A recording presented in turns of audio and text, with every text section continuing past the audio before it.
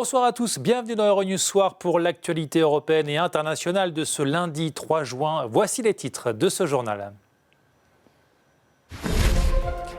Donald Trump au Royaume-Uni pour une visite d'État de 3 jours sur fond de crise du Brexit et de changement à venir de Premier ministre britannique.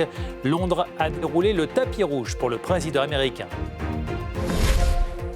Des djihadistes français condamnés à mort en Irak pour leur appartenance au groupe État islamique. Des avocats dénoncent un procès expéditif et réclament que ces hommes soient jugés dans le respect de leurs droits fondamentaux. La coalition au pouvoir en Allemagne fragilisée après la démission de la chef des sociodémocrates Andrea Nahles suite aux élections européennes. Le SPD, devenu la troisième force politique du pays, se cherche de nouveaux leaders. Plusieurs morts au Soudan après que les militaires ont violemment dispersé un sit-in devant le QG de l'armée à Khartoum. Les manifestants réclament toujours le transfert du pouvoir à un gouvernement civil. Enfin, beaucoup d'émotions en Andalousie pour les obsèques du footballeur international espagnol José Antonio Reyes, mort dans un accident de voiture. Bienvenue, je vous le disais en titre, Donald Trump a donc entamé une visite d'État de 3 jours au Royaume-Uni, visite qui intervient dans un contexte particulièrement délicat pour Londres, toujours empêtré dans la crise du Brexit. La première ministre britannique Theresa May va quitter ses fonctions cette semaine et son successeur aura la lourde tâche de sortir le pays de l'impasse.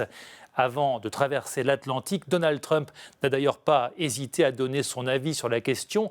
Dans la presse, le président américain a recommandé au Royaume-Uni de quitter l'Union européenne sans accord et il a estimé que Boris Johnson ferait un très bon Premier ministre.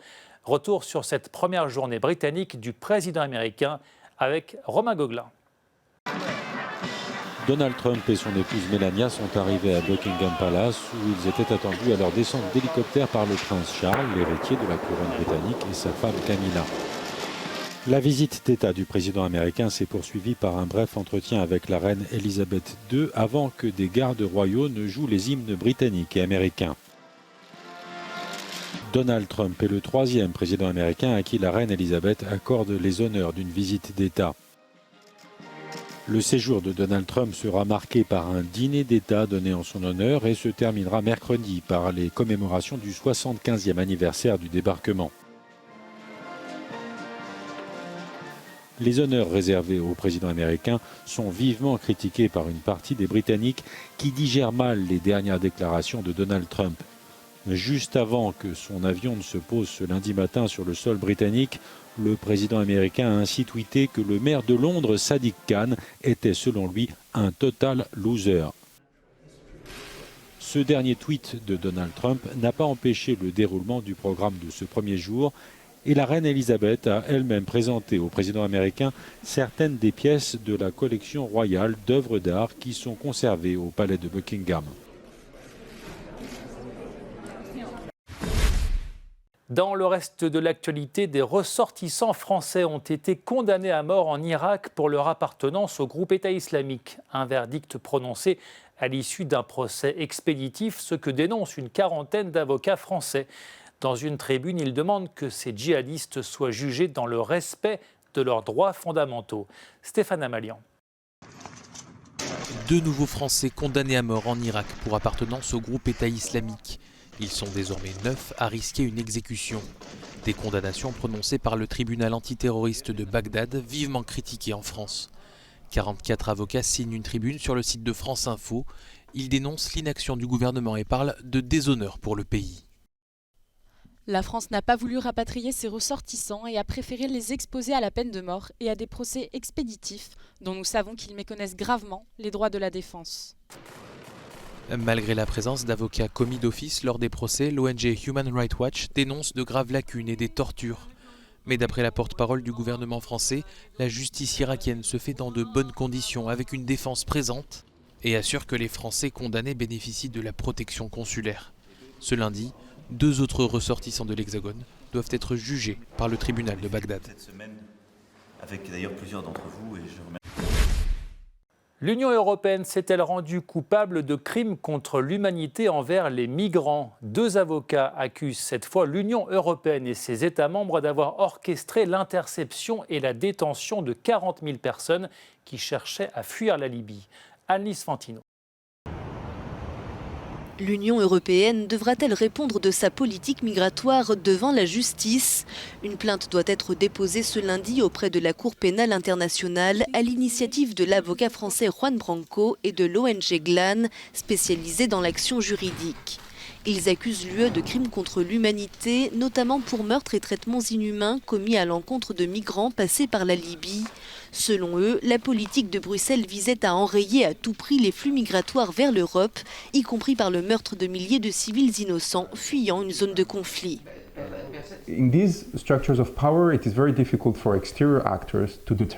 Dans ces structures de pouvoir, il est très difficile pour les personnes extérieures de déterminer qui en coulisses a pris des décisions. Donc ce qu'on fait, cela a été d'établir qu'une politique existait, qu'un double discours existait, et nous laissons le soin aux procureurs, s'ils ou elles osent le faire, d'aller au cœur de ces structures et d'enquêter à Bruxelles, Paris, Berlin et Rome, et de constater en fouillant dans les archives des réunions de négociation qui étaient vraiment à la manœuvre pour tenter d'obtenir ces mesures qui, selon les chiffres les plus bas, ont conduit à la mort de plus de 14 000 personnes. Selon le document, le premier crime de l'Union a été de mettre un terme à l'opération Mare Nostrum fin 2014, alors qu'elle avait permis de sauver près de 150 000 personnes en l'espace d'1 an. Si l'opération Triton lui a succédé, aucun bateau ne patrouillait plus au large de la Libye. En 2016, le nombre de victimes a culminé à plus de 5 000. Ce dimanche encore, un naufrage a fait au moins 2 morts, une femme et un enfant, et 25 disparus près des côtes libyennes.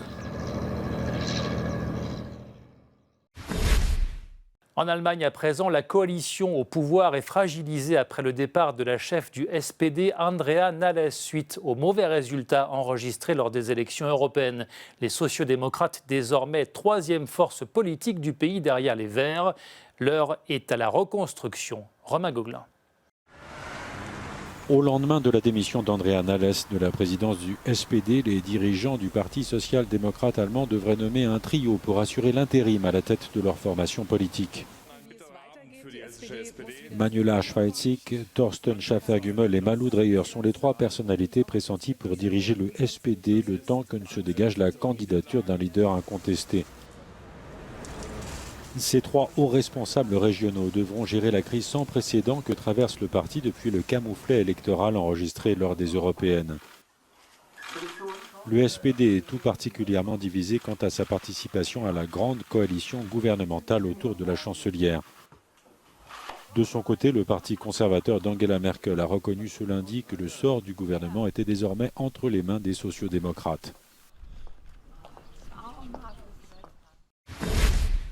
L'actualité en Afrique à présent, la situation demeure particulièrement tendue au Soudan. 1 mois et demi après la chute du président Omar el-Béchir, le pouvoir est toujours entre les mains de l'armée, ce que dénoncent des centaines de manifestants qui exigent que le pays soit dirigé par un gouvernement civil.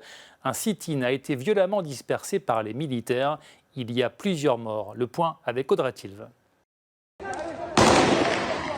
Des tirs au loin, des militaires prenant en chasse des manifestants.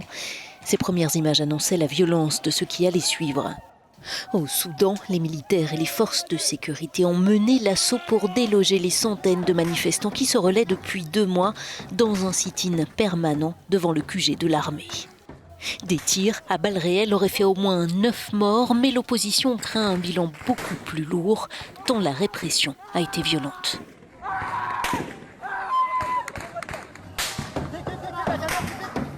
Le soulèvement populaire au Soudan, un pays économiquement à genoux, a débuté en décembre. En avril, le président Omar el-Béchir, qui était au pouvoir depuis près de 30 ans, a été destitué par l'armée. Mais depuis, les tentatives de négociation entre le mouvement contestataire et les généraux pour former un gouvernement de transition ont échoué, les opposants appelant à la désobéissance civile. Il y a 30 ans, l'armée chinoise envoyait des chars sur la place Tiananmen de Pékin pour mettre fin à des manifestations anti-gouvernementales. Dans les cortèges, des étudiants, des ouvriers ou des intellectuels réclamant des réformes politiques et plus de démocratie. Le mouvement se termina en bain de sang. 30 ans après, les autorités chinoises assurent que cette répression, que beaucoup appellent aujourd'hui le massacre de Tiananmen, était justifiée. Annelise Fantino. Pékin ne renie rien du massacre de Tiananmen, longtemps passé sous silence par le pouvoir central. Tout juste 30 ans après la répression sanglante des manifestations étudiantes dans la capitale, le ministre chinois de la Défense a assumé le geste des autorités lors d'un forum à Singapour. Il y a eu un terme à cet incident. C'était une turbulence politique que le gouvernement central devait calmer et il a pris les décisions pour mettre fin à cette agitation, ce qui a été la bonne politique. Entre le 3 et le 4 juin 1989, l'armée écrase le mouvement initié depuis 2 mois sur la place Tiananmen, occupé par des étudiants et des ouvriers dans un élan de défense des valeurs démocratiques. Les images de cet homme défiant les chars est restée emblématique de cet épisode de répression brutale. Les autorités n'ont jamais communiqué de bilan officiel, mais les estimations font état d'au moins 1 millier de morts. À l'approche du 30e anniversaire de cette violente répression, plusieurs défenseurs des droits de l'homme ont été incarcérés en Chine selon des ONG. L'actualité en bref à présent, les conservateurs du parti Nouvelle Démocratie en Grèce ont le vent en poupe. Après leur victoire lors des élections européennes, ils sont sortis gagnants des élections locales. Ils ont remporté notamment la capitale Athènes aux dépens de Syriza, le parti de gauche radicale du Premier ministre Tsipras. Des législatives anticipées auront lieu en Grèce dans 1 mois. La visite du secrétaire général de l'OTAN ce lundi en Macédoine du Nord, qui va devenir dans les prochains mois le 30e membre de l'Alliance Atlantique. Jens Stoltenberg, le chef de l'OTAN, a estimé que cette adhésion apporterait plus de sécurité et de prospérité aux petits pays des Balkans. Et puis un mot de tennis, il n'y a plus de Français à Roland-Garros. Gaël Monfils a été éliminé en 8e de finale par l'Autrichien Dominic Thiem. À noter aussi la qualification de Novak Djokovic qui rejoint pour la 12e fois les quarts de finale de Roland-Garros. Beaucoup d'émotions ce lundi en Andalousie pour les obsèques du footballeur espagnol José Antonio Reyes. Il est mort samedi avec son cousin dans un accident de voiture qui serait lié à une vitesse excessive. Olivier Peggy. En Espagne, les funérailles du footballeur José Antonio Reyes. L'ancien international est décédé samedi à l'âge de 35 ans dans un accident de la route en Andalousie, dans le sud du pays. C'est dans son village natal d'Utrera, près de Séville, qu'avait lieu la cérémonie religieuse. Des centaines de personnes étaient présentes. Depuis l'annonce de son décès, de nombreux footballeurs lui ont rendu hommage. Parmi eux, le défenseur du Real Madrid, Sergio Ramos. Tous deux avaient fait leur début ensemble à Séville. C'est l'un des moments les plus tristes pour Séville et pour toute la planète football, a-t-il dit. On est pris au dépourvu. Cela fait partie des épreuves de la vie à surmonter, mais c'est difficile. Une enquête est en cours pour déterminer les causes exactes du drame. José Antonio Reyes conduisait à plus de 200 km/h sur l'autoroute. Un pneu de sa voiture a éclaté. Le véhicule s'est retourné et a pris feu. Durant sa carrière, José Antonio Reyes a évolué à Séville, au Real Madrid ou encore à Arsenal. Il restera comme vainqueur à 5 reprises de la Ligue Europa. Il a joué à 21 reprises sous les couleurs de l'équipe nationale espagnole. Allez, pour terminer ce journal de la technologie, des ingénieurs ont développé une application pour smartphone. Son objectif, améliorer la gestion des catastrophes naturelles comme les tempêtes ou les inondations qui ont eu tendance à se multiplier ces dernières années en Europe. iReact, c'est le nom de cette application qui pourrait permettre de sauver des vies. Les explications avec Claudio Rosmino et Annelise Fantino. Le nombre de catastrophes naturelles liées au réchauffement climatique a atteint des niveaux records dans le monde au cours des 30 dernières années, d'après les Nations Unies. Face à ce phénomène, la prévention et la gestion des situations de crise sont devenues essentielles et une application disponible sur smartphone peut désormais contribuer à sauver des vies. Grâce aux réseaux sociaux, aux données massives, aux appareils légers et aux smartphones, iReact vise à améliorer la gestion des catastrophes naturelles. Au programme aujourd'hui, dans la salle de contrôle de la protection civile de Turin, en Italie, un exercice de simulation d'urgence. Les développeurs du projet iReact sont venus réaliser les derniers tests de l'application qui vient en aide aux services de secours. La principale limite d'une salle de contrôle comme celle-ci est le manque de visibilité sur ce qui se passe sur le territoire. Ces nouveaux outils permettent aux opérateurs de collecter et de traiter facilement les données en cas d'urgence. Outre les smartphones, les postes de travail sont aussi équipés de lunettes intelligentes et d'autres dispositifs. iReact è un progetto che mira a migliorare la resilienza del iReact est un projet qui vise à améliorer la réponse d'un territoire en cas de situation d'urgence en utilisant les technologies numériques. Les données que traite le système iReact proviennent d'appareils qui font partie de notre quotidien, comme des applications, des smartphones ou les réseaux sociaux, et en premier lieu les images et les données du programme satellitaire Copernicus, lancé par la Commission européenne, et qui est aujourd'hui l'une des principales sources de données massives en Europe. che è stato realizzato dalla Commissione europea e che è ad oggi una delle più grandi fonti di big data sul panorama europeo. iReact sera un outil précieux non seulement pour les professionnels, mais aussi pour les citoyens qui peuvent jouer un rôle déterminant dans la collecte des données. Les chercheurs sont en train de finaliser le système pour le rendre opérationnel d'ici la fin de l'année. Voilà, c'est la fin de ce journal. Merci de l'avoir suivi. Retrouvez toute l'actualité sur notre site internet. Restez sur Euronews pour d'autres informations. Très bonne soirée et à demain.